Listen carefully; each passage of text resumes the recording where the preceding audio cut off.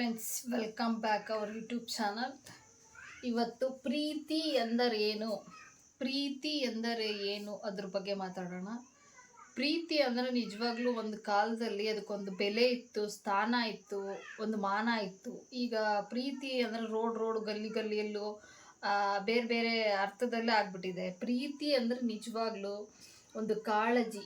ಒಬ್ಬರು ಊಟ ಮಾಡಿಲ್ಲ ಅಂದರೆ ಊಟ ಮಾಡದೇ ಇರೋವಂಥದ್ದು, ಅಂದರೆ ಮಕ್ಕಳೇ ಆಗಲಿ, ಗಂಡನೇ ಆಗಲಿ, ತಂದೆ ತಾಯಿ ಆಗಲಿ, ಈ ಥರ ಪ್ರೀತಿ ಅಂದರೆ ಈ ಥರ ಒಂದು ಕಾಲದಲ್ಲಿ ಇತ್ತು ನಿಜವಾದ ಪ್ರೀತಿ. ಮಕ್ಕಳು ಊಟ ಮಾಡಿಲ್ಲ ಅಂದರೆ ತಾಯಿ ಊಟ ಮಾಡದೇ ಇರೋದು, ಗಂಡ ಊಟ ಮಾಡಿಲ್ಲ ಅಂದರೆ ಹೆಂಡತಿ ಊಟ ಮಾಡದೇ ಇರೋದು, ಅದೆಲ್ಲ ನಿಜವಾದ ಪ್ರೀತಿ ಇತ್ತು ಒಂದು ಕಾಲದಲ್ಲಿ. ಇವಾಗ ಹೆಂಗಾಗೋಗ್ಬಿಟ್ಟಿದೆ ಅಂದರೆ ಟೈಮ್ ಪಾಸ್ ಪ್ರೀತಿ ಅಂದ್ರೇ ಅರ್ಥ ಕಳ್ಕೊಂಬಿಟ್ಟಿದೆ. ಪ್ರೀತಿ ಅಂದರೆ ಏನು?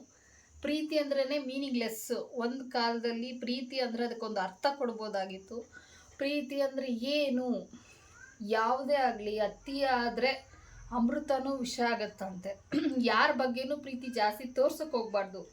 ಯಾಕೆಂದರೆ ಅತಿಯಾದ ಪ್ರೀತಿ ತೋರಿಸಿದಷ್ಟು ನಮಗೇನೆ ದುಃಖ ಜಾಸ್ತಿ. ಯಾಕೆಂದರೆ ಅದು ನಮಗೆ ದುಃಖ ಜಾಸ್ತಿ ಆಗುತ್ತೆ ಈಗಿನ ಕಾಲದಲ್ಲಿ. ಏನಪ್ಪ ಅಂದರೆ ಅವ್ರು ಊಟ ಮಾಡಿಲ್ಲ, ಏನು ಮಾಡ್ತಿದ್ದಾರೋ ಏನು, ಅವ್ರು ತಿಂದ್ರೇ ನಾವು ತಿನ್ನೋದು, ಅವ್ರು ಮಲಗಿದ್ರೇ ನಾವು ಮಲಗೋದು, ಇದೆಲ್ಲ ಅತಿಯಾದ ಪ್ರೀತಿ ವಿಷದ ಸಮಾನ. ಅಮೃತನೂ ವಿಷ ಆಗುತ್ತಂತೆ ಜಾಸ್ತಿ ಆದರೆ. ಆ ಥರ ಈಗ ಆಗ್ಬಿಟ್ಟಿದೆ. ಯಾರ ಬಗ್ಗೆನೂ ಜಾಸ್ತಿ ಕಾಳಜಿ ಇಟ್ಕೋಬಾರ್ದು ಇವಾಗ. ಈಗ ಹೇಗಾಗಿದೆ ಅಂದರೆ ನಮ್ಮ ಹತ್ರ ದುಡಿಬೇಕು, ನಮ್ಮ ಹತ್ರ ದುಡ್ಡಿರಬೇಕು, ನಾವು ಚೆನ್ನಾಗಿರಬೇಕು ಅಷ್ಟೇ.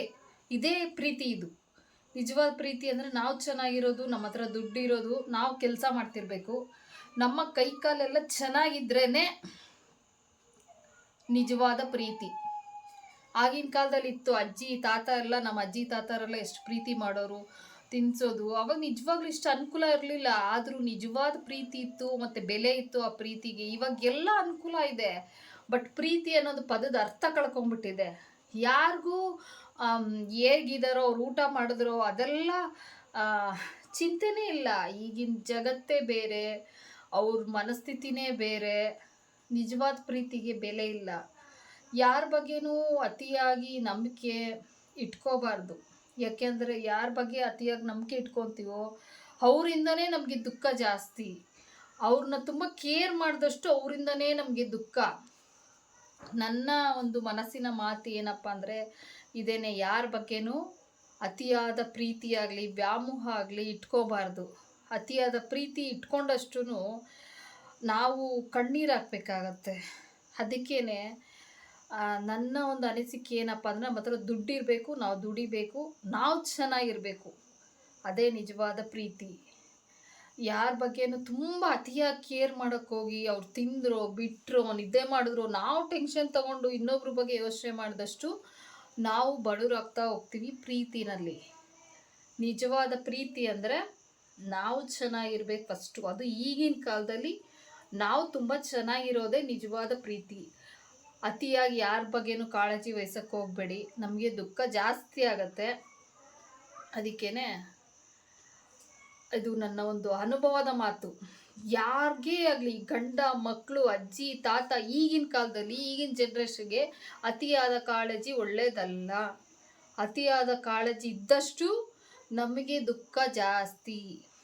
ಅತಿಯಾದ ಪ್ರೀತಿ ಜಾಸ್ತಿ ಆದಷ್ಟು ಯಾರ ಮೇಲೆ ಆಗಲಿ ಅತಿಯಾದ ಪ್ರೀತಿ ಜಾಸ್ತಿ. ನೀನು ತಿಂದರೆ ನಾನು ತಿನ್ನೋದು, ನೀನು ಮಲಗಿದ್ರೆ ಮಲಗೋದು, ನೀನು ಕೆಲಸ ಮಾಡಿದ್ರೆ ನಾನು ಕೆಲಸ ಮಾಡೋದು, ಇನ್ನೂ ಜಾಸ್ತಿ ಇರುತ್ತೆ ಮಾತುಕತೆ. ಬಟ್ ಇದನ್ನೆಲ್ಲ ಇನ್ನೊಬ್ಬರ ಮೇಲೆ ಡಿಪೆಂಡ್ ಆಗಿ ನಾವು ಜೀವನ ಮಾಡೋದಿದೆಯಲ್ಲ, ಅದು ಬೇಕಾದ ಜೀವನ. ನಮಗೋಸ್ಕರ ನಾವು ಜೀವನ ಮಾಡಬೇಕು, ನಮಗೋಸ್ಕರ ನಾವು ಜೀವನ ಮಾಡಿ ನಮಗೋಸ್ಕರ ನಾವು ಬದುಕಬೇಕು. ಇವಾಗ ಆ ಥರ ಆಗಿದೆ ಜನ್ರೇಷನು. ನಮಗೋಸ್ಕರ ನಾವು ಬದುಕೋಣ, ನಮ್ಮನ್ನು ನಾವು ಪ್ರೀತಿಸೋಣ ಅಂತ ಹೇಳೋಕ್ಕೆ ಇಷ್ಟಪಡ್ತೀನಿ. ನಮ್ಮನ್ನು ನಾವು ಪ್ರೀತಿಸೋಣ ಫಸ್ಟು, ಆಮೇಲೆ ಬೇರೆ ಎಲ್ಲ ನೆಕ್ಸ್ಟು ಅಂತ ಹೇಳೋಕ್ಕೆ ಇಷ್ಟಪಡ್ತೀನಿ. ನಮಸ್ಕಾರ ಫ್ರೆಂಡ್ಸ್.